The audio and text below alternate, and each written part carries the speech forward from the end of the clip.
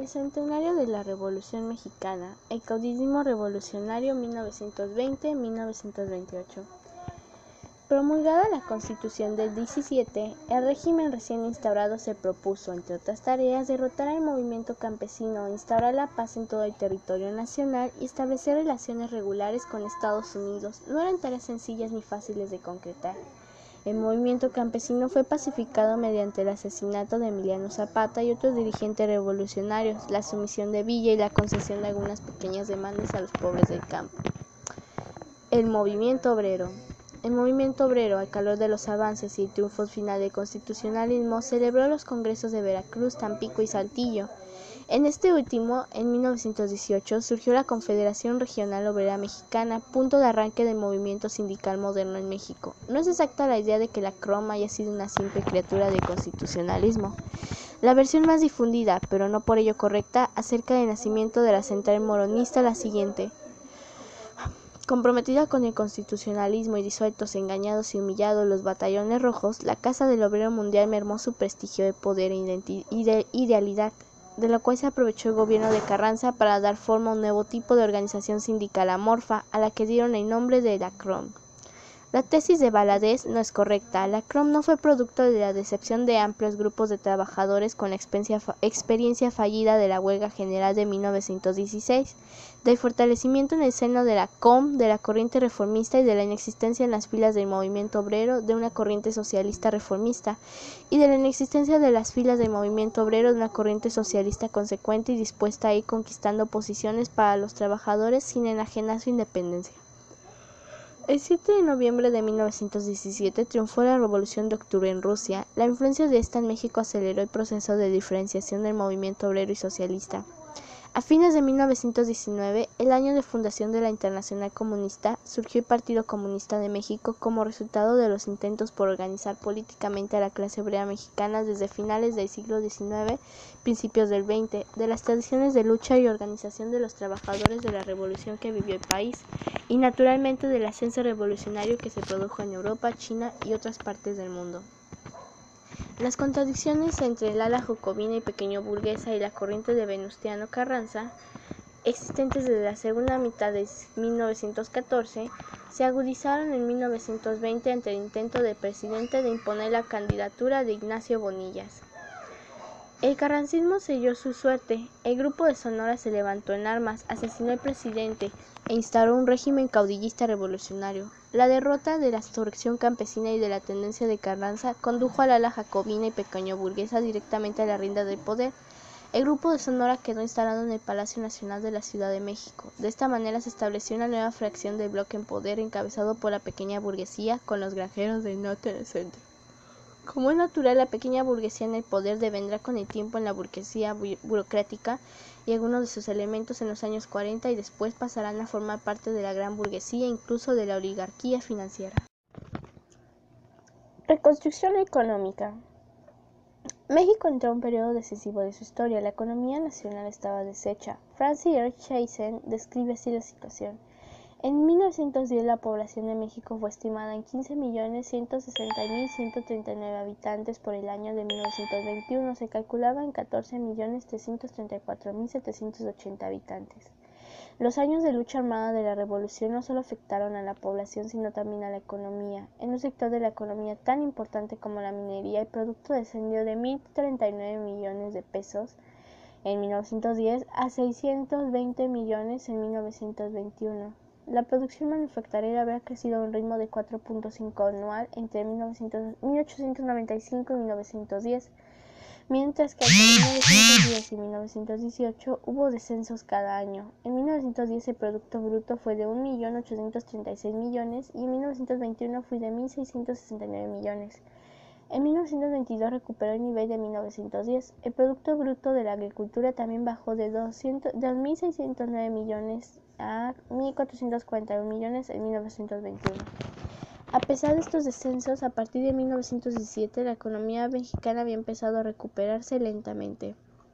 Agotado por los años convulsos de la guerra civil, el país necesitaba rehacer su economía. En consecuencia, los caudillos sonorenses se propusieron reconstruir y desarrollar el aparato económico, institucionalizar el ejército y estabilizar políticamente al país. Los nuevos gobernantes tenían que adaptarse a las condiciones creadas por el triunfo de la revolución democrática burguesa. La adaptación adquirió rasgos especiales.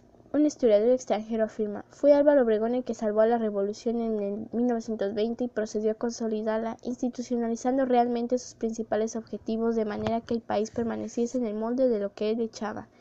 Ellos, los caudillos, actuaron generalmente con seriedad sin ser ideólogos en cuanto a las miras de la revolución, mostrándose impacientes con los gringos, los clérigos, los porfiristas o los terratenientes que podían cruzarse en su camino.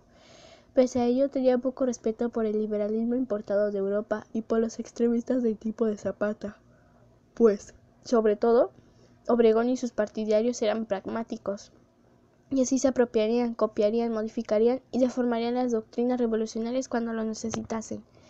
Obregón discernió los tres elementos básicos en la confusión en que se había convertido México en 1920. Estos no eran las bases históricas del poder, los terratenientes, el clero y los inversionistas extranjeros. Ahora, por el contrario, eran los generales revolucionarios, los jefes laborales y los portavoces agrarios, hombres que tenían autoridad en los sectores cruciales de la nueva sociedad.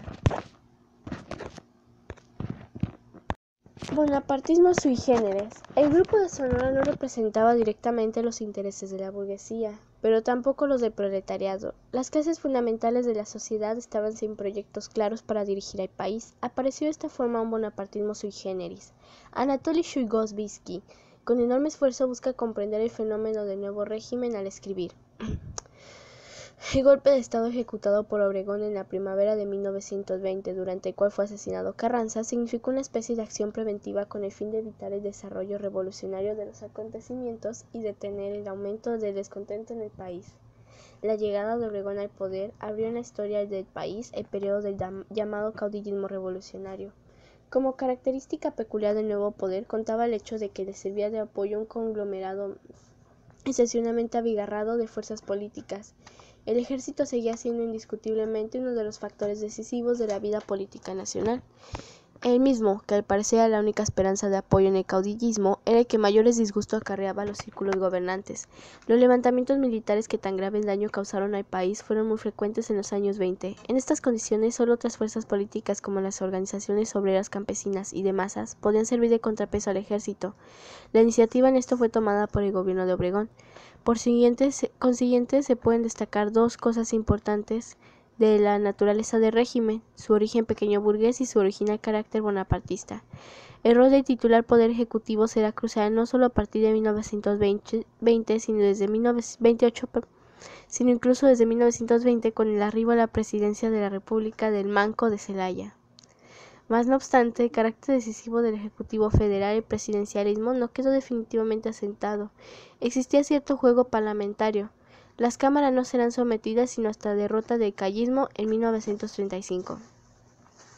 Con el arribo de Obregón al poder en la dirección del Estado, comenzaron a institucionalizarse las relaciones de alianza entre el movimiento obrero y campesino y el régimen de la Revolución. Unas investigadoras sostenían: la protección que había recibido tanto de los sectores populares como del ejército durante su campaña electoral fueron decisivos en su ascenso político. Posteriormente, la movilización de apoyo de la CROM y del Partido Laborista, junto con el resguardo de los líderes agraristas, resultaron básicos en el sometimiento del ejército a nivel institucional. Esta experiencia le abrió el camino hacia la utilización de diversos factores reales de poder para manipular sus fuerzas de acuerdo a las necesidades de equilibrio. Obregón no solo fomentó la ampliación de la CROM, 17,000 afiliados, esta pasó a tener más de 1 millón al final de su régimen, sino que propició el ascenso de los dirigentes mismos que le permitieron tener puestos institucionales del gobierno. El acercamiento a ellos le permitió tener un mayor control sobre sus demandas y al mismo tiempo instrumentalizarlos para armonizar los intereses proletariados del capital y así disminuir la pugna entre ambos. De algún modo, Obregón instituyó con mayor amplitud el arbitraje del presidente o del Estado dentro de las reglas del juego político en la solución de los conflictos. Ligado al arbitraje se hallaba el deseo de equilibrio social entre los factores representativos de la producción, dentro de los cuales el Estado buscaba convertirse en el principal centro de poder y de conciliación por encima de las luchas de clase. Este manejo, en el fondo altamente pragmático, se complementó con la acción concreta del establecimiento de ligas personales o grupales a través de concesiones directas mediante negociaciones, manipulaciones indirectas.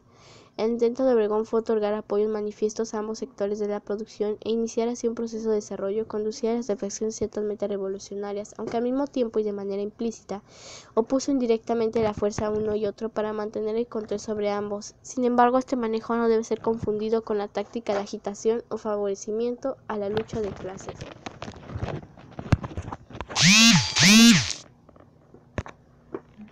Reformular las elecciones con Estados Unidos.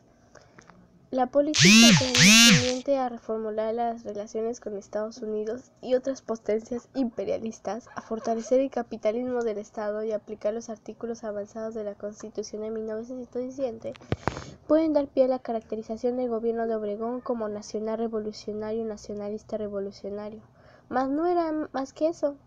Un historiador da la siguiente caracterización. Decía que la fraseología revolucionaria de Obregón no era más que un nacionalismo agresivo, pues estaba comprendiendo que la población india era atrasada y que debía suprimirse la gran propiedad sin provocar un colapso en la producción agrícola, y con esto realizar la reforma agraria consordina, que expuso al país a los comunistas extranjeros y favorece la formación de un capitalismo estrictamente mexicano. También, para preparar la emancipación del pueblo, sienta bases de la enseñanza rural que hasta ese momento no existía, también organizando sindicatos obreros.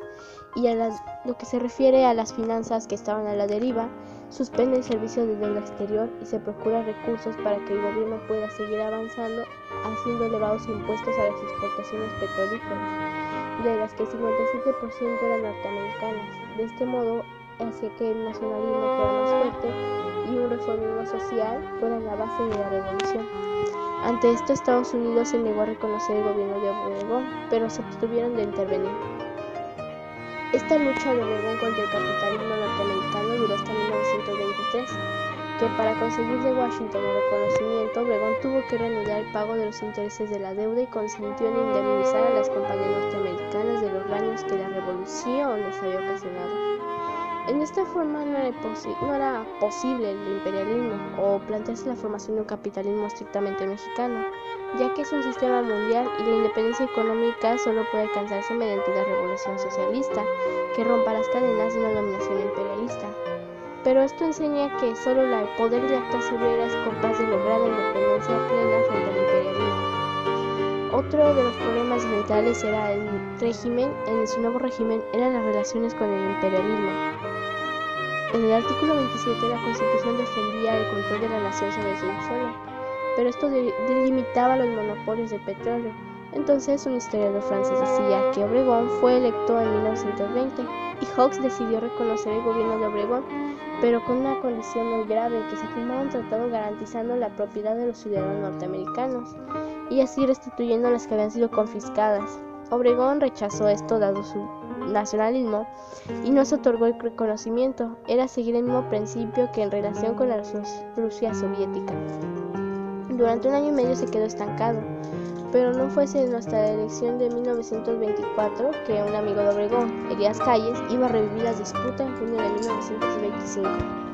Durosol, historiador, no acierta a señalar que hubo confiscaciones. En realidad, el imperialismo quería echar abajo el artículo 27 constitucional para defender sus inversiones en México de medidas patrióticas del caudillismo, en prevención de futuras acciones nacionalistas del Estado mexicano también. Después de 1910 las confiscaciones fueron muy contadas y empezamos a depender, rompiendo con el modelo antinacional implantado por Porfirio, o al menos así lo veía Obregón en ese entonces. Moderados y radicales en las filas obreras, unos historiadores soviéticos, quizá con alguna exageración médica, en México gozaban de gran popularidad las consignas de la Revolución Socialista de octubre. Al conocer los decretos del gobierno soviético sobre la entrega de la tierra a los campesinos y de las fábricas a los obreros, los trabajadores mexicanos trataron de seguir el ejemplo de los rusos. Así los mineros de Sonora ocuparon las minas y trataron de organizar ellos mismos el trabajo. Los obreros textiles empleados del pueblo ocuparon algunas haciendas para organizar una colonia agrícola, desatando el deseo espontáneo entre los obreros y campesinos de organizar una vida sin explotación ni opresión. Las clases dominantes estaban inquietas por el crecimiento de la actividad política de las masas, particularmente del proletariado. El gobierno de Obregón aplastó a las organizaciones revolucionarias. Sin embargo, la influencia de la primera revolución proletaria triunfante no decidió el curso general del movimiento obrero, y quien se impuso en el sindicalismo mexicano fue el reformismo, con una importante oposición del anarcosindicalismo y el joven PCM. En tratos con Obregón desde 1919, la CROM va a convertirse en una organización obrera reformista en una correa de transmisión del gobierno obregonista callista, pasando a la Confederación Regional Obrera Mexicana, o la CROM, convirtiéndose en una rama oficiosa del gobierno. Como el acuerdo continuo con el nuevo presidente Calles, seleccionado a la vez por Obregón y por Morones, la CROM continuó disponiendo de un modo creciente del apoyo del gobierno, llegando a alcanzar en 1927, al menos según sus afirmaciones, 2.250.000 miembros. La CROM fue producto del nuevo régimen revolucionario, pero no fue organizada por el gobierno. Las relaciones entre el gobierno del caudillismo revolucionario y la central moronista fueron de mutuo apoyo. El gobierno facilitaba la organización de sindicatos y federaciones por la CROM, golpeando a sus opositores, y ponía a su disposición los instrumentos jurídicos y represivos del Estado, mientras la CROM proporcionaba la base social de masas en las ciudades y en parte en el campo.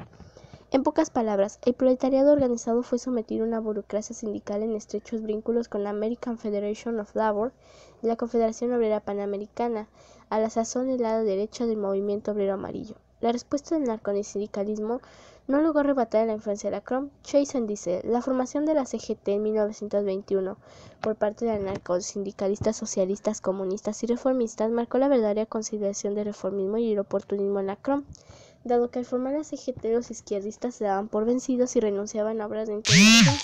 Siendo incompatible con el sentimiento nacionalista de los trabajadores, la propaganda que elementos interesados vienen desarrollando en favor del llamado Partido Comunista, siendo subordinado al gobierno ruso. Por lo tanto, las agrupaciones obreras deberán proceder a la expulsión de su seno de todos los elementos de filiación comunista. El agravamiento de la escisión en el movimiento de obrero mexicano desencadenan este partido y todos sus ideales. El campesinado. El problema de la tierra no fue resuelto en el periodo del caudillismo revolucionario. A pesar de la distribución de algunas propiedades, el problema agrario permanecía en pie. Halpen Doregui sostiene: Obregón y Calles y sus sucesores desde 1924 mostraron escaso entusiasmo por expandir los ejidos, así como por distribuir latifundios entre pequeños propietarios. La presión de la plebe rural era por el momento escasa. Buscaron cautelosamente un modus vivendi con los Estados Unidos. Luego de algunos zigzagueos, en 1927 la Corte Suprema de México garantizó las propiedades norteamericanas y a las concesiones petrolíferas contra los riesgos implícitos en el artículo 27 de la Constitución, promulgadas 10 años antes. Los enemigos del régimen fueron los tradicionales del liberalismo mexicano, al lado de los sectores terratenientes de la vieja riqueza, contando sobre todo la Iglesia, que en 1926 llegó a un conflicto abierto. También habla acerca de la escasa presión de la plebe rural, que es inexacta de principio a fin. Como prueba, solo basta que señalar que en el proceso de organización del movimiento campesino, este siguió en pie. Así se fundió la LCAO-EV en la ciudad de Jalapa, Veracruz, a las 9 horas de 23 de marzo de 1923, reunidos en el Teatro Lerdo de Tejada y con la asistencia de 128 delegados de diferentes grupos, se procedió a la constitución de la Liga de Comunidades Agrarias del Estado de Veracruz, que después de discutir se dieron que dicho pueblo, por conducto de la Asamblea, fueron aprobados unas bases. Enseguida se sucedió a la elección de la mesa directiva y otros cambios en la misma. Este movimiento dio impulso a que más personas se vieran elevados en su capacidad de autoorganización. Es cuando en marzo de 1923 se constituye la Liga de Comunidades Agrarias de Veracruz, que es punto y arranque de la movilización del movimiento obrero. También surge la Liga Nacional Campesina, a la cual se adhiere la Internacional Campesina con sede en Moscú. Jamás en otro periodo había ocurrido esto, que la burguesía agraria ha logrado nuclearse con un grupo así, adoptando un programa revolucionario. No siendo esto que hubo enfrentamientos con los golpistas derechistas y de las guardias agraristas anticristeras, los cuales eran campesinos desarmados y sin tradición en la guerra. El gobierno, por su parte, para ganarse su apoyo, hizo pequeñas concesiones y muchas y grandes promesas, lo que pasaba a ser una necesidad.